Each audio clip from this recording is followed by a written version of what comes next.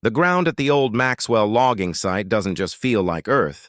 It feels like perpetually frozen iron. 50 years ago, the Santal tribe elder of the neighboring reservation placed a death curse on the entire valley after his sacred grove was clear-cut for timber.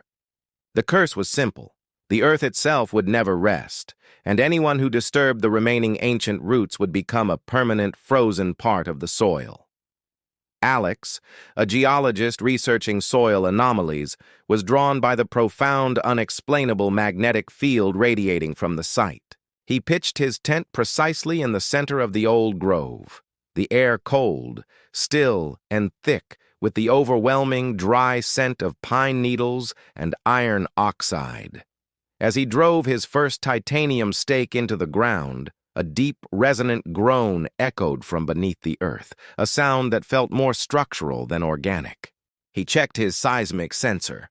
The reading was catastrophic. A massive, continuous, subterranean vibration, a low tectonic hum that indicated a violent, deep earth struggle. Alex pulled the stake back out, the metal tip of the titanium rod glowing faintly blue with an intense, localized cold. The vibration intensified, and a low, guttural chanting began, emanating not from a single source, but from the entire 50-acre valley floor, a collective, rhythmic, deep-throated sound that seemed to be vibrating the very water in his canteen. The chanting was not human, but the language was unmistakably Santali, and the tone was a furious, unbroken litany of malice. He activated his ground-penetrating radar. The screen was a chaotic mess, but one image was perfectly clear. A massive, dense network of petrified roots, dozens of feet thick, interwoven beneath the surface, radiating an unbelievable amount of frozen energy. The chant stopped instantly, replaced by a single, booming, ancient voice, speaking in perfect, archaic English. "You disturb the anchor. The earth has taken the blood price. Now, it takes the root." The soil around Alex's tent began to buckle, not violently, but with a slow, deliberate pressure. The earth wasn't shaking, it was flexing, rising up in massive, dry mounds. The ancient voice boomed again, closer, louder, feeling as though it were coming from the deepest part of his own throat. The Santal Elder's curse bound the living tree to the dead root. What is planted here remains here. A fissure, thin and perfect, split the ground 10 feet from his tent, opening into a lightless chasm. From the chasm, a profound, crushing cold rushed out, carrying with it the smell of millennia-old granite and rot. As he watched, a skeletal hand, thicker than a man's torso, its bone the color of frozen iron, slowly emerged from the fissure. It was a root, ossified and massive, and it was grasping the earth, pulling itself free. This was the legendary dead root, the ancient cursed anchor of the valley.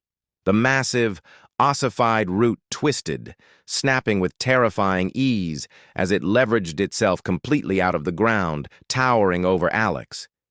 It was a chaotic tangle of bone-like wood, covered in a black, fibrous mold. The Santal chanting returned, a triumphant, deafening chorus from the entire valley, celebrating the root's terrifying freedom. The immense root swung down toward the ground, moving with a ponderous, crushing slowness, aiming directly for Alex's tent. He threw himself out of the way just as the root slammed into the ground, pulverizing the titanium stake and the tent into a fine dust. The massive root then began to divide, splitting into hundreds of smaller, whip-like iron tendrils, all whipping out across the valley floor, their tips scraping across the frozen earth with a high-pitched, insistent shh. The curse wasn't just to stay, it was to become the root, to be planted.